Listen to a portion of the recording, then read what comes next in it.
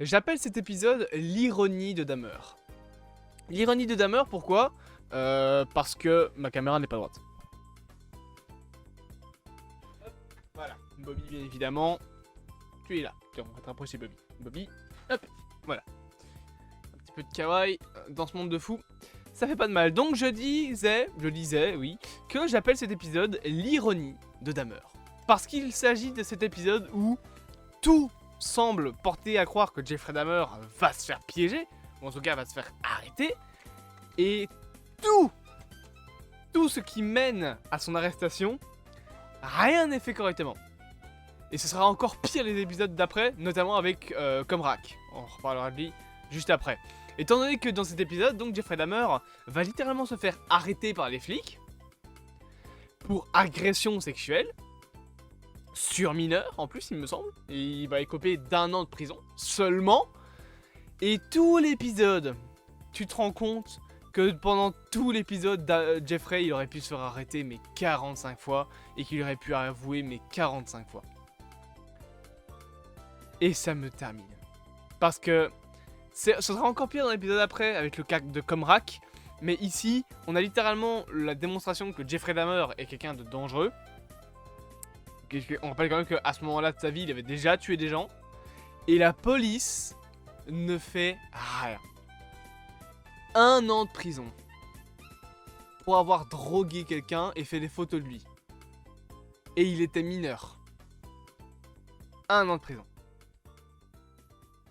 Tu fais ça en Belgique, tu te prends perpétuité.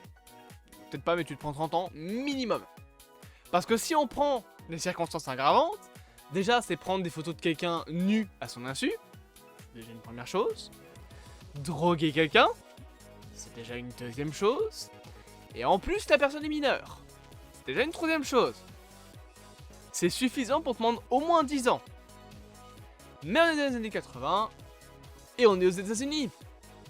Et on a le juge qui dit bon, je vais pas niquer la vie d'un petit gars de 21 ans. Mais le petit gars de 21 ans, il a fait des agressions sexuelles sur mineurs. Et je veux bien être clément, mais dans ce genre de cas, non, la clémence au bout d'un moment, elle a des limites. Et tout l'épisode, c'est comme ça. Parce que du coup, il passe 1 an en prison. Sauf qu'il n'y a pas que la prison qu'il y a dans cet épisode. Il y a aussi le fait que sa grand-mère retrouve un putain d'hôtel satanique chez lui. Il y a l'odeur caractéristique de corps mort. Et Dahmer qui explique à son père, enfin Jeffrey qui explique à son père, donc à Lionel Dahmer, qu'il continue à faire de la taxidermie. Sachant que à chaque fois, Jeffrey Dahmer ramène quelqu'un chez sa grand-mère, elle le sait, elle le voit, elle ne dit rien, et la personne, après, est portée disparue. Dans ce cas, et le pire c'est que, le problème c'est que c'est quelque chose de réel, dans ce cas, tout le monde ferme les yeux. Tout le monde. Et ce sera encore pire, et ça on aura l'occasion d'en reparler, avec le cas donc de Comrack. Pour ceux qui ne savent pas c'est qui, Comrack donc, c'est le frère du petit gars à lunettes que vous voyez là. Donc le gars à lunettes c'est celui qui s'est fait donc agresser sexuellement par Dahmer. Et Comrack, alors son nom de famille je vais pas essayer de le citer, c'est Sinsa Samphon il me semble. En tout cas Comrack qui est donc présent ici, c'est un jeune homme qui est donc son frère. Voilà. Bon, l'agression se passe, Jeffrey pendant en prison, et il ne reçoit pas d'aide aussi de la part de ça. On va reparler juste après de cette aide qu'il était censé recevoir, juste après. Mais donc, Comrack, que vous voyez là, ce fameux petit bonhomme avec sa chemise verte, c'est donc le frère de la personne qui va se faire sexuellement agresser par Jeffrey Dahmer. Mais c'est encore pire que ça. Comrack est l'une des victimes de Jeffrey Dahmer.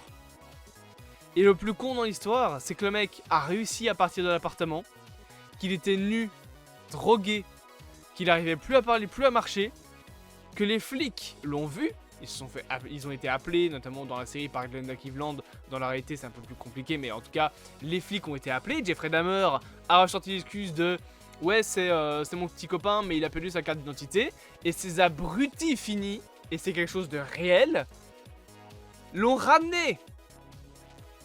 Ces trous du cul ont ramené un gosse drogué de 14 ans nu dans l'appartement de Jeffrey Dahmer. Et les seules putains de choses qu'il va y avoir contre ces flics, ils se sont suspendus 2 jours. Avant d'être réintégrés à la police, et pire, récompensés. Ils vont obtenir une médaille pour leur implication dans l'histoire. La police américaine est une connerie monumentale. Et là pour le coup c'est même pas le cliché de les flics qui servent à rien dans les séries. Là pour le coup c'est vrai. C'est ce qui se passe dans la série est vrai. Quelques détails près. Et ça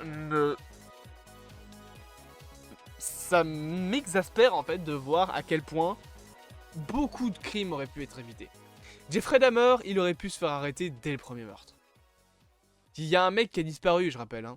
Encore une fois, bah la série ne le montre pas, mais Steven X, le toastopper, il a un petit peu disparu depuis plusieurs mois. Jeffrey Dahmer est un mec très suspect. Il y a ce fameux gars qu'il drogue, sa grand-mère le sait, lui a littéralement sauvé la vie. Le mec se fait arrêter par les flics. Enfin, il se fait arrêter par les flics, mais en tout cas il appelle les flics plutôt en disant voilà, je me suis fait agresser par cet homme. Et les flics ne prennent même pas le temps de récupérer le casier judiciaire de Dahmer pour voir qu'il a déjà été qu'il a déjà été agresseur sexuel, qu'il a déjà été arrêté pour ça. Et du coup, ce fameux mec que vous voyez qui est complètement achevé là sur le côté va survivre. Je pense qu'il a survécu finalement, qu'il s'est pas fait tuer par Dahmer, mais a failli crever. Et ça me termine de voir ça. Vraiment. Et après, il va l'aider, il va aider certaines personnes en empêchant Dahmer de tuer de tuer un mec, notamment en lui disant non, ne rentre pas dans cette voiture, mon frère. Dahmer, c'est un fou furieux. Et l'incrédulité de cette, le problème en fait, surtout le choquant dans la série, c'est que tout ça est vrai. Les policiers n'ont rien fait avec Comrack. Il a pris qu'1 an de prison pour avoir agressé sexuellement un mineur. Et c'est incroyable. Sa grand-mère l'a dégagé. Alors, c'est pas montré dans la série, il me semble. Mais dans la réalité, sa grand-mère l'a en partie dégagé aussi. Parce qu'elle a retrouvé un 357 Magnum sous son lit. Il n'y a pas que l'histoire des hommes, il n'y a pas que l'histoire du mannequin. Il y a aussi l'histoire qu'il avait un putain de revolver sous son matelas. Ça aide pas. Et donc la grand-mère a fini par le dégager. Et ça me termine comment cette série te fout la rage en fait envers les flics qui, s'ils avaient été un minimum intelligents, auraient pu arrêter le massacre. Comrack fait partie des victimes au début, plus ou moins Enfin, c'est pas vraiment au début, c'est plutôt dans le milieu. Il y a au moins 7 personnes qui auraient pu encore avoir la vie sauve si les flics auraient fait leur boulot. Et je l'ai expliqué dans une autre vidéo, mais quand Comrack se fait ramener par les flics, les policiers sont obligés de fouiller l'appartement, mais comme Dahmer est gay, comme c'est un quartier défavorisé noir, eh bien les flics n'oseront même pas faire un seul pas dans l'appartement et vont être à 30, même pas 30 cm du corps de Tony Hughes. Le fameux sourd qui était dans l'appartement de Dahmer. En tout cas, je pense que c'est Tony Hughes. C'est soit lui, soit une autre victime. 30 cm. Ils auraient fait un pas de plus, ils auraient vu qu'il y a le corps nu d'un mec qui était à côté du lit de Dahmer. Mais ils l'ont pas fait. Voilà. Cet épisode était très douloureux, je trouve. C'est l'ironie de Dahmer. Il aurait pu se faire arrêter 45 fois et tout le monde a fermé les yeux. Et à cause de ça, 17 personnes sont mortes.